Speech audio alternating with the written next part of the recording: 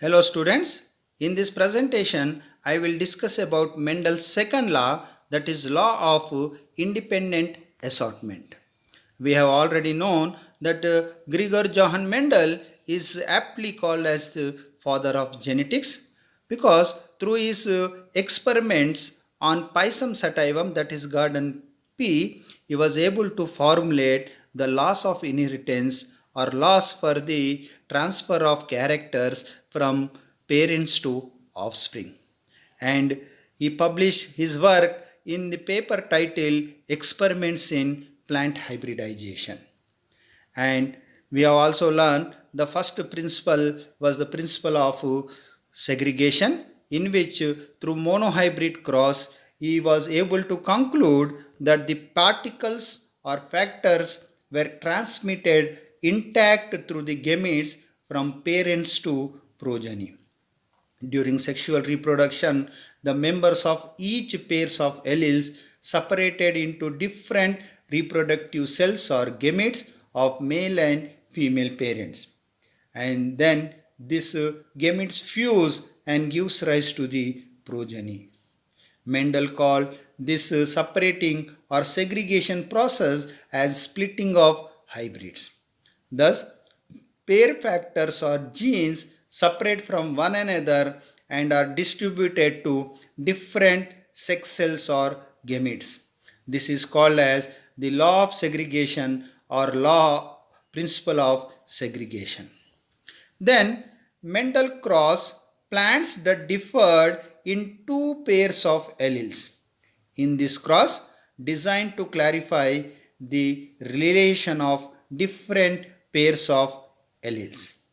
Mendel crossed a homozygous pea plant having round and yellow seeds with the homozygous pea plant having wrinkled and green seeds. The F1 plants were round and yellow seeded, just like the homozygous parent, displaying the complete dominance. This type of cross, in which the parents have different parental contribution for two traits or characters, is called a dihybrid cross. This shows that the round shape and yellow color were dominant and wrinkle and green condition were recessive. When these F1 plants were self-fertilized, the male and female plants produce four types of gametes, out of which two were the parental type and the two were new combination. Thus, recombination of genes takes place at the time of gamete formation in F1 plants. So, from a total of 556 seeds, the Mendel observed the following distribution. Out of 556 seeds, Mendel got 315 round and yellow plants, whereas 108 plants were round and green, and 101 seeds were wrinkled and yellow, and 32 seeds were wrinkled and green. Thus, these results closely fit a 9 is to 3 is to 3 is to 1 ratio. This ratio is called as the dihybrid phenotypic ratio. As we know, the checkerboard or Punnett square is a geometrical device that helps in the visualizing all possible combinations of male and female gametes. So at the top of the checkerboard or Punnett square, the four kinds of gametes from the female plant are shown, and four gametes from the pollen parent or male parent are represented in a vertical row at the left. Thus, any allele of one gene is equally likely to combine with any allele of the other gene and pass into the same gamete. A random union among these gametes gives rise to 16 possible zygotes. Out of these 16 possible zygotes, the 9 plants gives rise to the round and yellow seeds, and 3 gives rise to the round and green seeds, whereas another 3 gives rise to wrinkle and green plants, and 1 is wrinkle and green seeds. So this zygotes yields a 9 is to 3 is to 1 phenotypic ratio, which is known as a typical dihybrid ratio.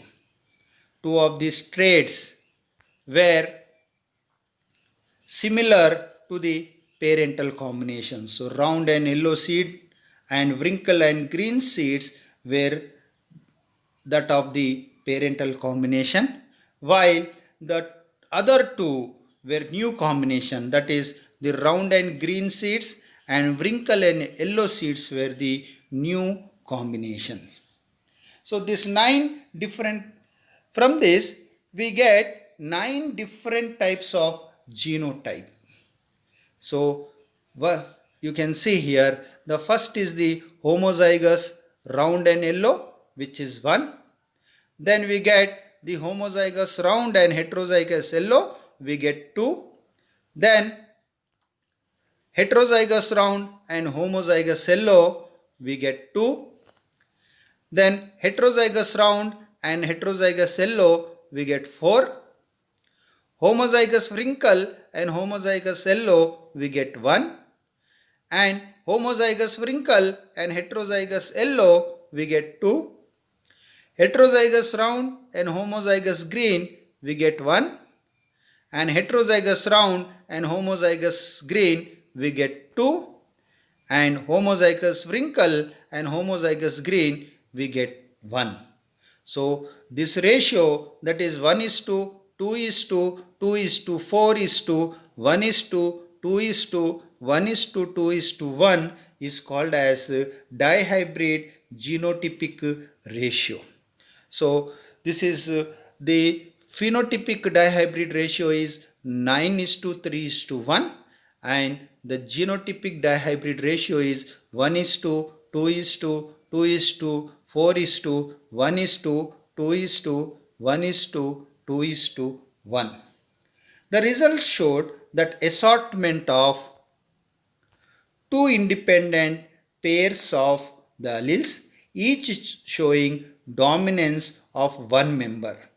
Not only did the members of each pairs of alleles segregate, but the allelic pairs of different genes behaved independently with respect to each other, that is, members of different pairs of alleles assort independently into the gametes.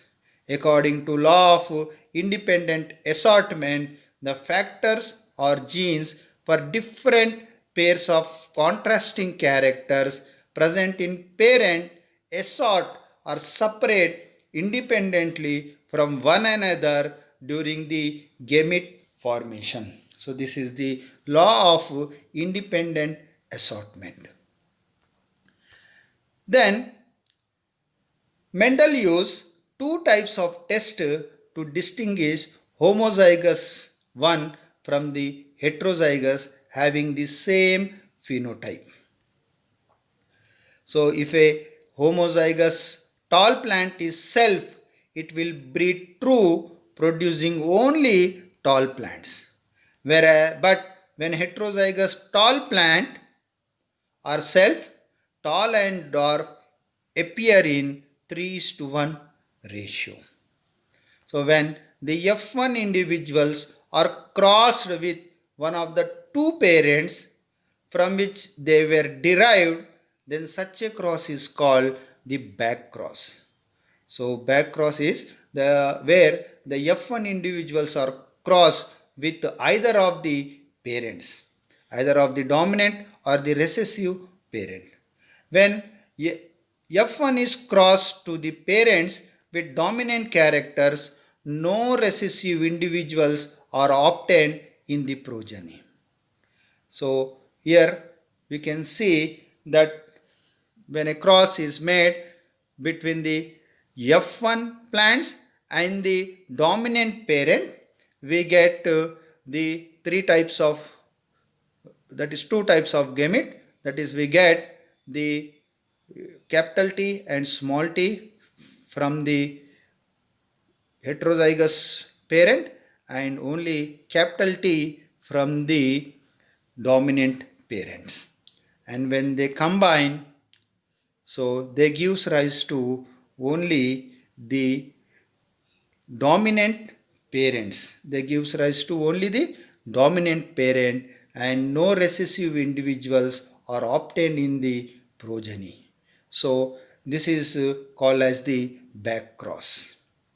When the F1 individuals are crossed with recessive parent, both phenotype appear in the progeny. This is known as a test cross because it is used to test whether an individual is homozygous or heterozygous. This cross is called as a test cross. So test cross is a cross in which the F1 individuals are crossed with the recessive parent.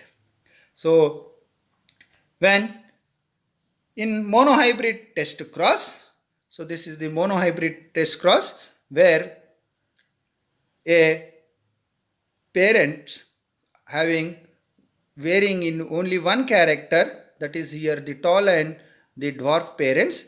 So F1 is the showing the heterozygous tall condition, whereas the another parent is showing the homozygous dwarf condition. So when they are crossed, again we get two types of gametes, that is the tall gamete and a short gamete.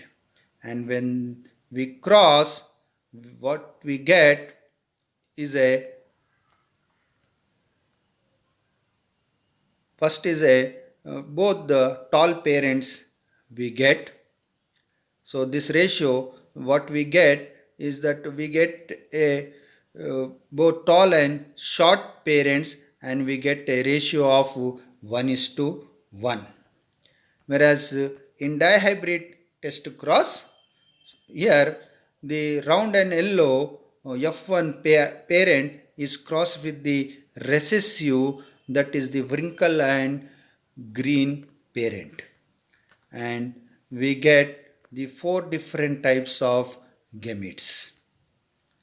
And when these gametes are crossed, we get four different types of the plants. So first one is the round and heterozygous round and yellow plant. The second one is the homozygous wrinkle and yellow plant. The third type is the heterozygous round and green plant, and fourth is the wrinkle and green plant. So we get a 1:1:1 ratio. So dihybrid test cross ratio is 1:1:1, whereas the monohybrid test cross ratio is 1:1. So Mendelian genetics is based on the transmission of the genes or chemical units from parents to progeny, and thus from generation to generation these genes are transferred from parents to the progeny.